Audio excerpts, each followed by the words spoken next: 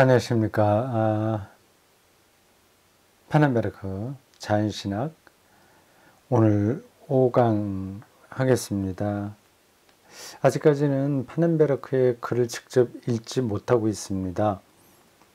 이 책을 영문으로 번역한 편집자의 서문을 읽고 있네요. 20쪽입니다. 요거 빨리 이제 끝마치고 직접 파넨베르크 글을 읽어야 되는데 하여튼 뭐 조금 기다려 주십시오. 20쪽입니다. 중간 패러그래프입니다.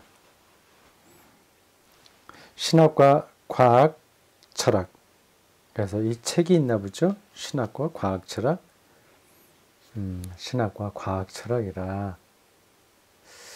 제가 그 책을 못 봤네요.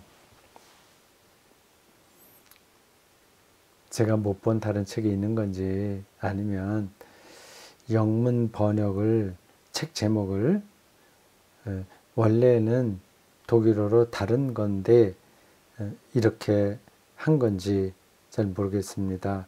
간혹 그렇게 번역도 제목을 다르게 번역하거든요. 그러니까 제가 잘 모르겠습니다.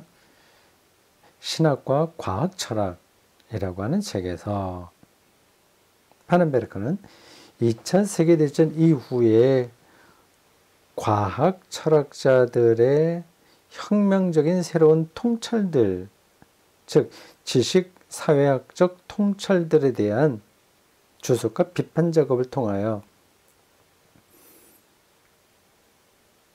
지식 사회학, 아는 것, 이게 사회적인 차원에서 어떻게 작용했냐, 뭐 그런 걸 얘기하는 거겠죠. 지식 사회학적 통찰에 대한 주석과 비판 작업을 통해서 과학과 신학 두 언어 사이의 대화를 열어가고 있다. 두 언어요. 과학 언어와 신학 언어 분명히 다르죠.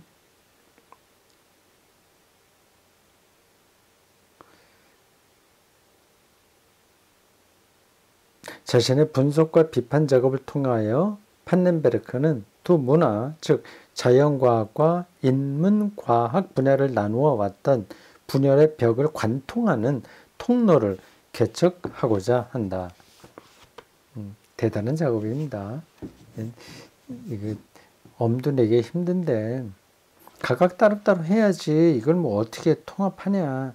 통합한다기보다도 이 갈라진 거를 관통해내냐 쉽지 않은 작업인데 파넨베르크가 그 작업을 한다는 겁니다. 그 통로는 바로 의미의 경계를 이룰 것이다. 애매한 문장이네요. 자연과학에서든 인문과학에서든 간에 실제의 해석자들은 실제 계속 반복해서 나오는 단어입니다. 자연과학자나 인문과학자나 어떤 안에 중요한 건 이제 실제의 문제거든요. 실제라고 했는데 영어로 무슨 뜻인지 아시겠죠? 리얼리티예요.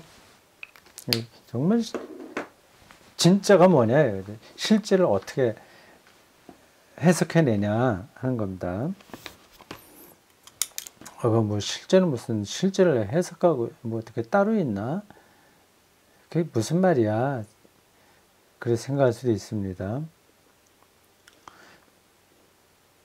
여기 책이 실제는 실제죠. 이게 있으니까. 근데 불에 태우면 어떻게 됩니까? 원소로 완전히 분해되잖아요. 뭐 탄소도 나오고 몇 가지 나올 겁니다. 그래서 흔적도 없이 사라져요. 그럼 이거는 실제였던 게 아니죠. 잠시 있었던 건데 잠시 있다가 없어진 걸 실제라고 말할 수는 없죠. 그럼 탄소가 실제일까요? 아니면 이 책이라고 하는 그 아리스토텔레스 식으로 얘기하면 형상, 책이라는 형상, 이게 실제하는 것일까요? 이게 간단하지가 않습니다. 이거는 하나님을 얘기할 때도 중요한 개념입니다. 통로는 바로 의미의, 다시요, 자연과학에서든 인문과학에서든 간에 실제 해석자들은 스스로 어떤 의미의 맥락 속에서, 즉 해석자 자신의 의미론적 망상과, 그리고 망상, 이거는 저 사람 참 망상적이야 할 때가 망상이 아닙니다. 네트워크예요. 이걸 왜 이렇게 네트워크를 망상이라고 번역을 했을까 모르겠습니다. 네트워크잖아요. 네트워크 보통 얘기 많이 하죠. 네트워크. 이건 어떤 번역이 좋을까요? 네트워크. 이렇게 연결되어 있는 어떤 정확한 단어가 생각나지 않습니다. 네트워크.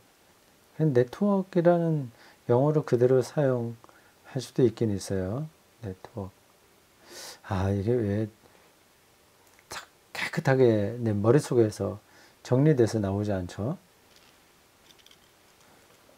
어쨌든 여기서 뭐 망상적이야 그 뜻이 아니라는 거는 분명합니다. 오히려 반대예요. 관계 속에 있는 거니까 네트워크와, 그리고 보다 광범위한 문화적 배경에 의해 조건 지어지는 맥락 속에서 주관적으로, 또 이상한 단어가 나오네. 간주관적으로 뭐 이렇게 번역하긴 하는데 참 마땅한 우리 단어가 우리말로 좀 없어요. 이게 학문하는 사람들에게는 한계 어려움입니다. 이런 영어를 어떻게 우리 적절한 말로 바꿀 수 있냐 하는 게 숙제입니다. 인터, 중간이라는 거죠. 인터, subjectively. 뭐 그냥 넘어갑시다. 주관적으로, 주관과 주관 사이를 이어주는 어떤 것, 뭐 그렇게 볼 수 있는데, 작업을 수행한다. 여기서 그냥 진도 나가는 게 낫겠어요.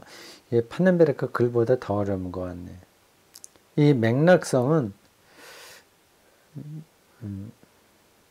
해석자 개인에게는 초월적이면서 내재적이다.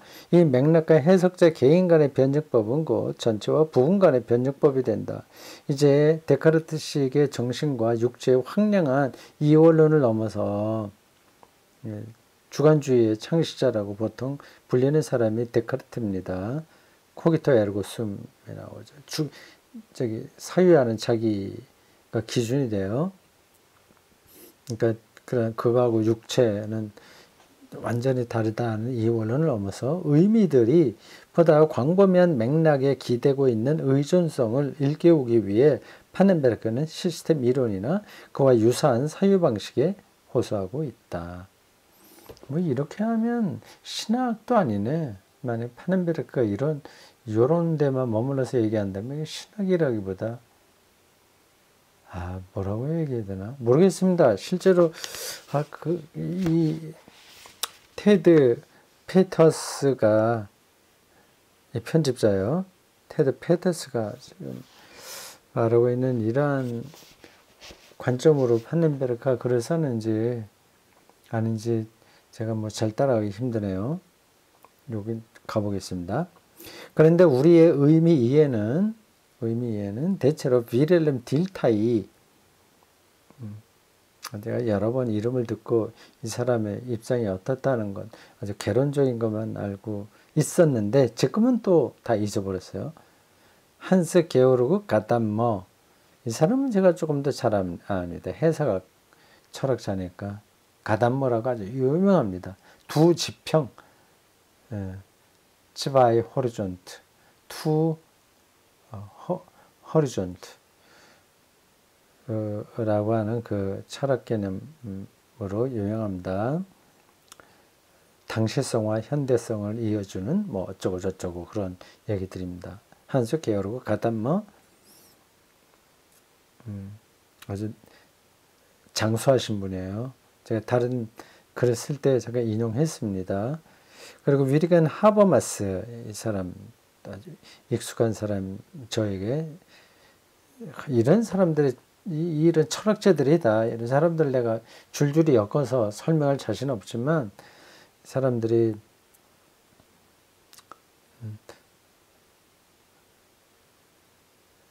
어떤 사람들이다. 해석학에서 대단한 성과를 낸 사람들이다. 뭐 그런 정도 합니다. 그런 해석자들에게 상당히 의존하고 있다. 이 해석학자들에 따르면 유명한 사람들의 딜타이, 가다머, 하버마스 모든 의미 경험은 함축적으로 가장 광범위하게 가능한 의미 맥락, 즉 실제의 전체를 얘기한다. 미리 기대한다는 겁니다. 이런 건 좀 쉽게 설명해 주면 좋은데 뭐 대충 저도 저희 머릿속에 좀 들어오긴 하는데 이건 뭐 그렇게 여기서 힘들게 이해하려고 노력하지 않아도 될 만한 거라서 넘어가겠습니다. 하나님은 인간의 전체와 상호관계하는 분이다. 모든 것을 결정하는 실제로서 정의되는 요건 이제 파넨베르크의 중요한 그 하나님 표현이죠. 모든 것을 결정하는 실제. 제가 파넨베르크에 대해서 글을 쓸 때는 이렇게 표현하지 않고 만물을 규정하는 현실성 이렇게 합니다. 만물을 규정하는 현실성. 그거하고 모든 것을 결정하는 실제 이게 똑같은 단어 뭐라고 그러죠? 단어가 몇 개 연결돼서 되는 표현이에요. 디 알레스 베슈트멘데 비르클리카이트 독일어로 그렇습니다. 이 용어를 파넨베르크는 많이 사용해서요. 디 비르클리카이트죠. 거기 이제 그걸 꾸며주는 단어들이랍니다. 디 비르클리카이트인데 정관사예요. 디 비르클리카이트 현실성 가운데 알레스 모든 것을 베슈트멘데 규정하는 현실성. 여러 정의되는 하나님 개념은 파넨베르크가 의미 경험에 대한 가장 적절한 설명을 제시하고 있는 가설이다. 하나님은 모든 것을 결정하는 실제로 간주되고 모든 만사를 결정하는 규정하는 이제 베슈트멘데가 독일어에서 결정한다는 뜻보다도 규정한다는 뜻이 더 강합니다. 결정하는 거하고 규정하는 거하고 다른 건데 비슷하긴 하지만 좀 차이가 있죠. 하나님은 모든 것을 규정하는 실제이시다 그거죠. 그 하나님은 실제다.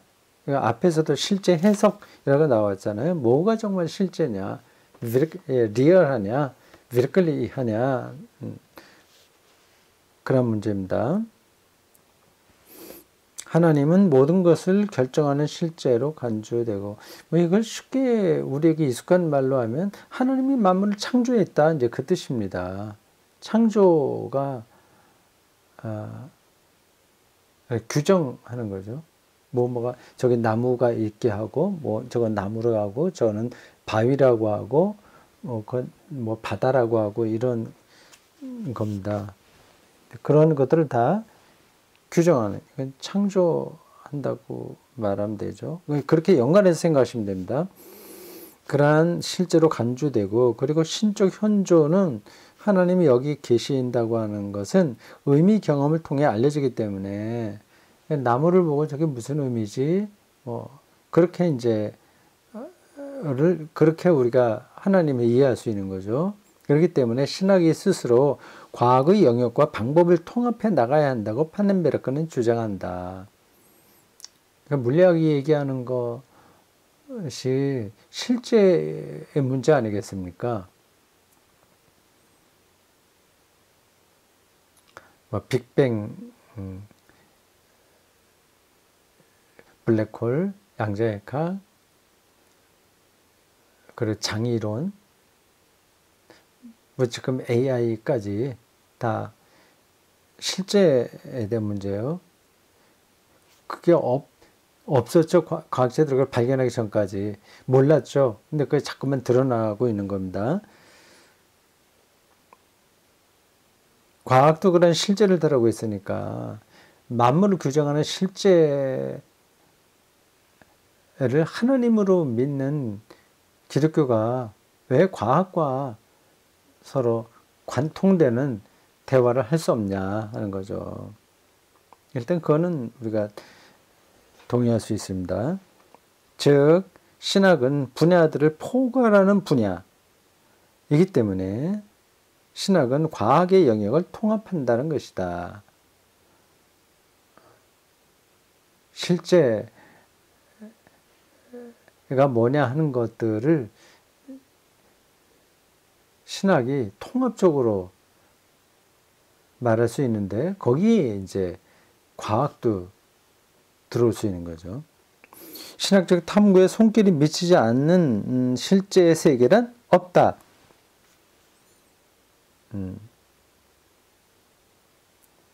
신학이 과학적 방법론을 가지고 탐구하는 한, 신학이 전자 현미경 갖고 뭘 연구한다는 뜻이 아닙니다. 신학 방법 자체가 과학적이라고 하는 겁니다. 학문적이라고 하는 겁니다. wissenschaftli하다, 학문적이다, knowledge, 인식, 합리성 그런 걸 바탕에 두고 있는 걸 가리켜서 과학적 방법론이라고 하는 겁니다. 과학적 방법론으로 탐구하고 있는 한 신학은 신앙적 명제들의 어떤 우선권도 주어서는 안 된다. 그러니까 과학적으로 그게 동의를 얻어야 된다는 거겠죠. 신앙이. 그러니까 하나님이 세상을 창조했다고 하는 말도 무조건 믿는 게 아니라 과학적으로 동의를 받아야 된다는 뜻이죠. 신학의 이름 바로 신앙의 명제를 하나의 가설로 검토해야 하는 것이기 때문이다. 가설. 신빙성 없는 가설이 아니라 신빙성 있는 가설이죠. 모든 세상의 학문은 다 가설입니다. 자연과학도 마찬가지고요. 모든 게 아직 결정나지는 않았습니다. 신앙의 가설은 참이거나 거짓일 것이므로 신학자의 할 일은 바로 그 신앙 명제의 진리 가능성을 탐구하는 것이어야 된다. 예수가 그리스도다라고 하는 명제가 있지 않습니까? 그것도 이제 진리 이게 맞는 건지 옳은 건지 그걸 탐구해야 된다는 겁니다. 근데 과학적인 방법이어야 되죠. 자연과학도 과학적으로 하니까 거기서 서로 관통하는 게 있는데 그게 아마 의미 맥락 그렇게 아까 나왔던가 그렇게 말하는 것 같아요. 확실하지는 않습니다. 그러면서 신학은 다른 제반 학문 분야들로부터 고립되거나 혹은 분리된 탐구 분야가 되어서는 안 된다. 이게 이제 저는 그 이전의 신학과 다른 입장인 겁니다. 그 이전에는 학문적이지 않은 게 아니라 학문적이었지만 과학적이었죠. 역사 비평 같은 것들은 대단히 과학적입니다. 학문적이에요. 고증의 그걸 받아들이고요. 그러나 자연과학하고는 대화를 안 했습니다. 언어가 다르기 때문에 안 된다고 생각한 거예요.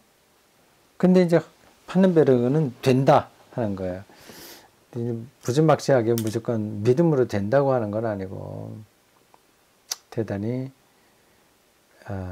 섬세한 아주 전문적인 어떤 그 통로를 찾아서 그 대화하려고 합니다. 아주 전문적인 것 같아요. 안 될 것 같죠? 도대체 과학하고 신학이 어떻게 실제에 대해서 같이 얘기한단 말이야. 그 이전에 아주 대단했던 신학자들도 하지 못했던 일을 파넨베르크가 어떻게 해낸단 말이지. 그게 실제로 가능한가? 그런 질문이 나올 수 있습니다. 이러한 입장은 신학을 경험적 학문 분야로 만드는 것인가? 경험.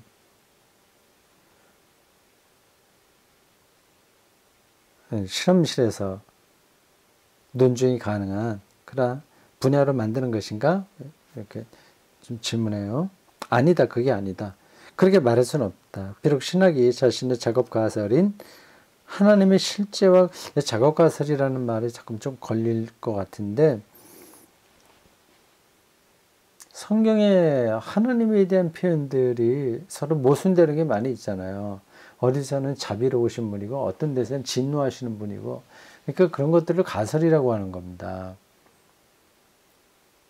이제 그거를 다 우리가 완벽하게 그거를 다 하나로 엮어서 어떤 분이다 얘기할 수가 없는 거죠. 아니, 가설로서 그런 얘기를 하는 겁니다. 터무니없다는 뜻의 가설이 아니라 아직 우리의 인식이 다 따라잡지 못하는 차원에 대해서 말을 해야 되기 때문에 그렇게 말하는 겁니다. 근데 자연과학도 작업 가설이에요. 그런 점에서 보면. 부분적으로는 맞지만 지금까지는 그냥 전체 우주 차원에서는 맞지 않는 게 많이 있죠. 부분적으로는 맞지만 전체적으로는 맞지 않을 수 있기 때문에 작업가설이라고 부르는 겁니다. 좀 골치 아프죠. 먹고 살기도 힘든데 뭐 이런 개념들을 잠깐만 생각해야 되나 그런 느낌이 들 겁니다. 먹고 사는 건 또 그 나름대로 해결을 해야 되고 먹고 살더라도 좀 잘 먹고 살아야 되니까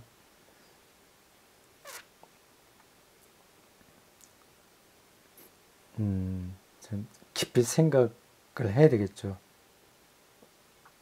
네, 이런 책들이 그런 생각을 하도록 우리를 이끌어갑니다. 비록 신학이 자신의 작업 가설인 하나님의 실제와 관련하여 하나님의 실제와 관련하여 모든 것을 연구하는 학문으로 간주된다 할지라도 신학은 그 자체로 경험에 기반한 실험에 관여하는 실증 과학은 아니다. 앞에서 얘기했죠. 실험실에서 증명이 가능한 그런 실증 과학 아니다. 실증 과학, positive science.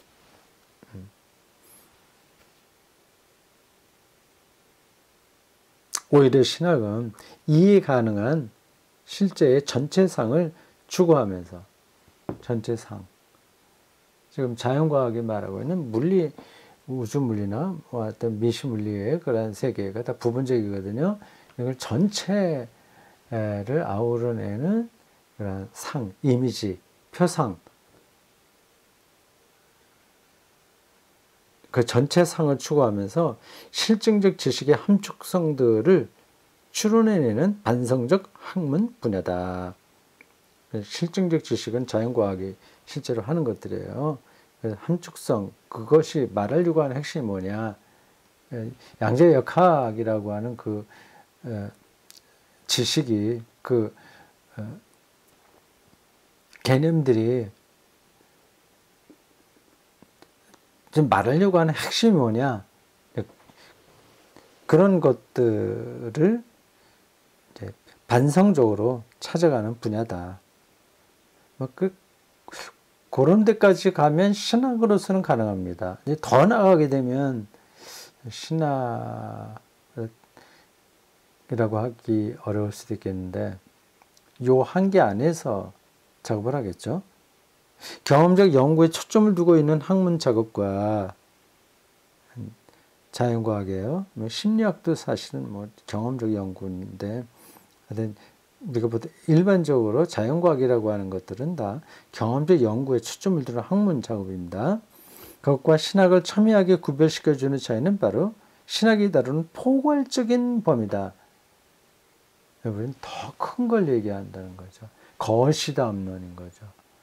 거시담론을 얘기하기 때문에 물리학자들에게는 저 공허한 이야기야. 그렇게 들릴 수도 있죠. 근데 그게 공허하지 않게 말할 수 있어야 되겠죠. 창조자 하나님이 세계를 창조한 거야. 그게 그 자연과학이 밝힌 게 바로 하나님이 창조했다는 사실을 가리키는 거야. 이런 쪽으로 자신을 변증하는 거죠. 말이 안 되는 게 아닙니다. 옛날에 그 아주 고대 시대 중세까지도 기독교하고는 반대되는, 기독교와 유대교와 반대되는 쪽에서는 이 자연이 원래 그렇게 있었다고 생각했습니다. 원래 그렇게 있는 거지. 본래적으로 그렇게 있었던 거야. 이렇게 생각했습니다. 근데 유대교와 기독교는 본래적부터 그렇게 있었던 게 아니라 하나님이 창조한 거야. 얘기하지 않습니까? 거시담론이죠. 근데 빅뱅이 발견된 이후로는 창조론이 더 설득력이 있는 거죠. 빅뱅 이전에는 없었거든요. 그러니까 자연은 본래에서부터 있는 게 아니라 빅뱅 이후에 있었던 거예요. 그럼 창조론이 더 옳은 얘기가 되는 거죠. 예를 들어서 그런 겁니다.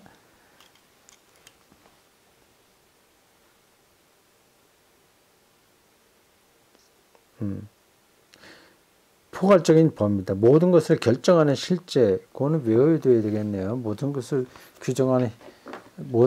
결정하는 실제, 이렇게 돼 있죠.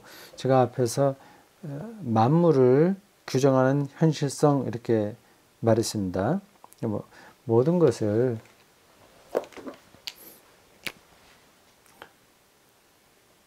그러한 표현이 반복돼서 제가 판넨베르크의 표현 독일어를 말씀드린 겁니다. Die Wirklichkeit예요. Wirklichkeit,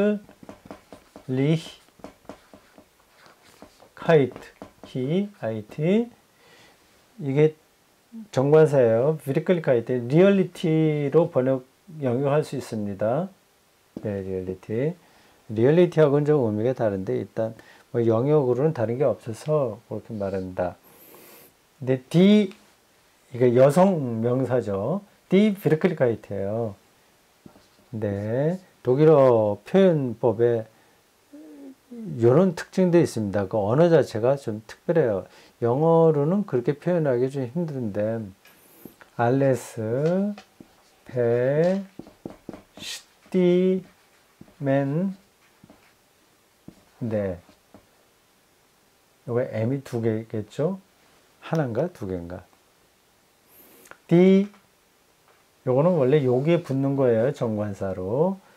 alles, 모든 것을 bestimmen인데 규정하는 현실성. 그 개념을 이해하시겠죠? 모든 것을 규정한다. 존재하게 한다. 그걸 범주화한다. 그것을 그것 되게 한다. 나무를 나무 되게 한다. 그렇게 하는 현실성. 그가 곧 하나님이다. 판넨베르크는 그렇게 하나님을 규정하고 있습니다. 그 표현이 반복돼요.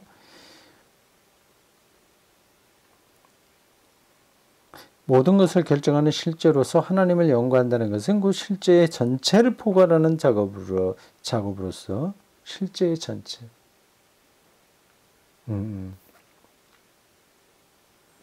결국 경험으로부터 유래하는 자료들의 연관관계를 경험으로부터 유래하는 거예요. 이게 실증적인 건데 이게 자연과학입니다. 물이 뭐 아래로 흐르고 뭐 여러 가지 있잖아요.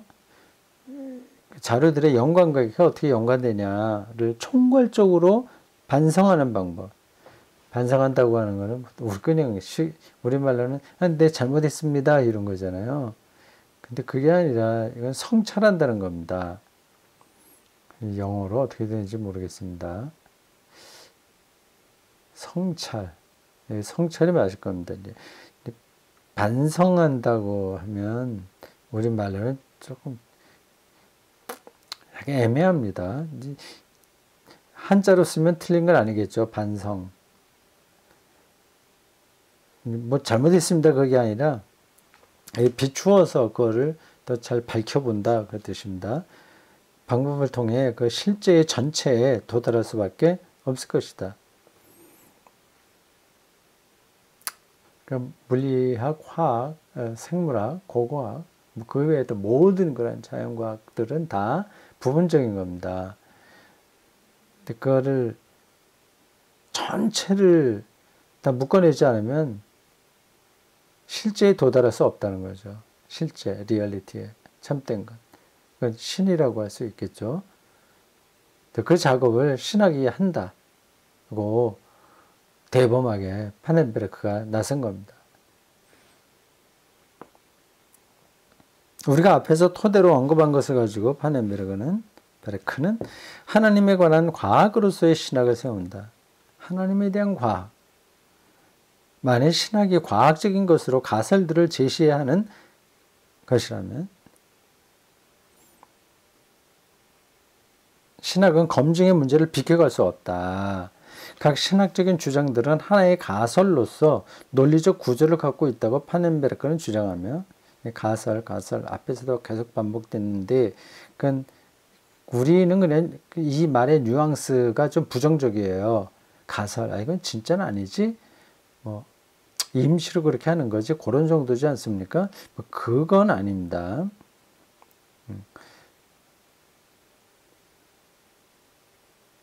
그러므로 신학은 설명하고자 하는 사건들의 적합한 상황을 대비적으로 검증해내야 된다. 대비. 서로 이제 비교한다는 거겠죠.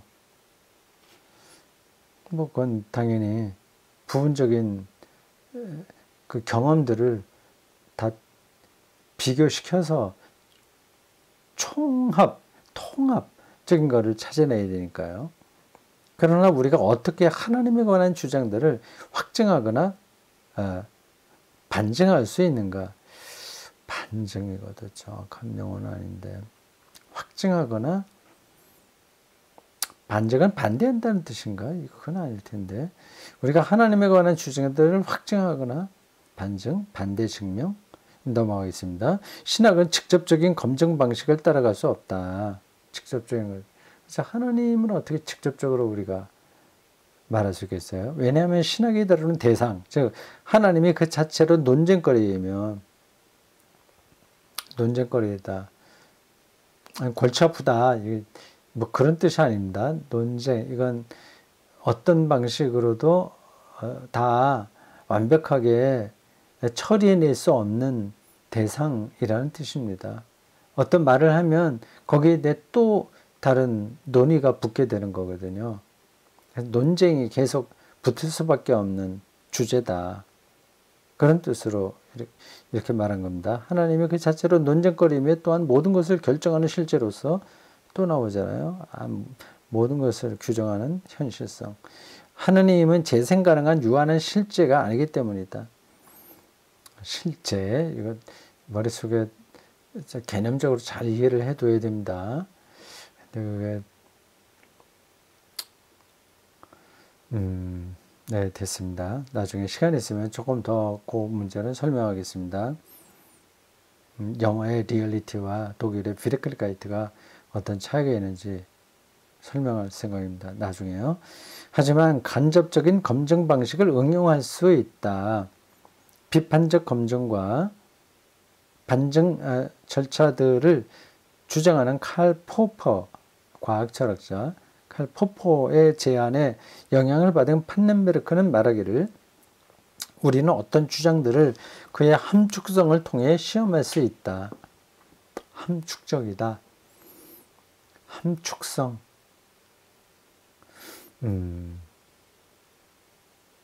어떤 것들을 함축하고 있다 그런 뜻이잖아요. 궁극적인 진리는 실제적으로 만날 수가 없습니다. 통합적인 거고 종말론적인 거고 또 과정적인 거기 때문에 함축적인 방식으로 말할 수밖에 없죠. 인간이 뭐냐 하는 그런 질문도 마찬가지입니다.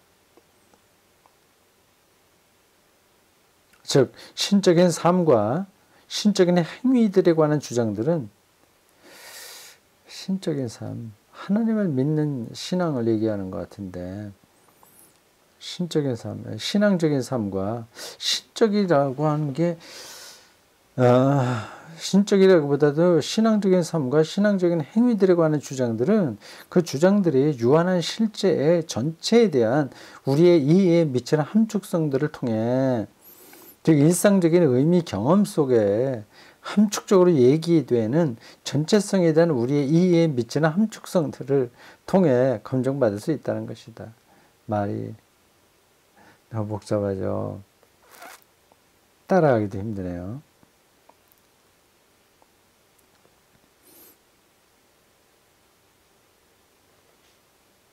함축적인 방식으로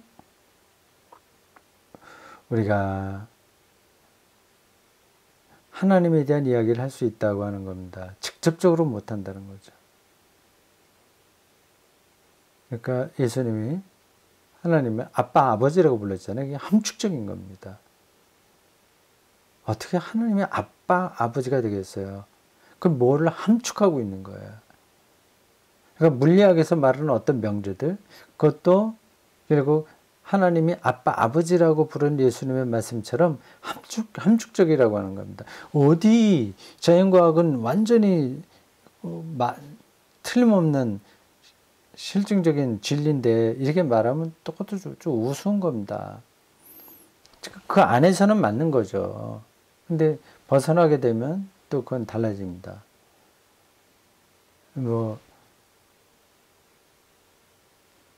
이 중력 이런 것도 다 다르잖아요. 지구하고 달하고 다 다르잖아요. 여기서 말하는 중력으로 우주에 가면 중력이 또 없어지니까 다른 얘기가 됩니다. 자, 오늘 여기까지 하겠습니다. 수고했습니다.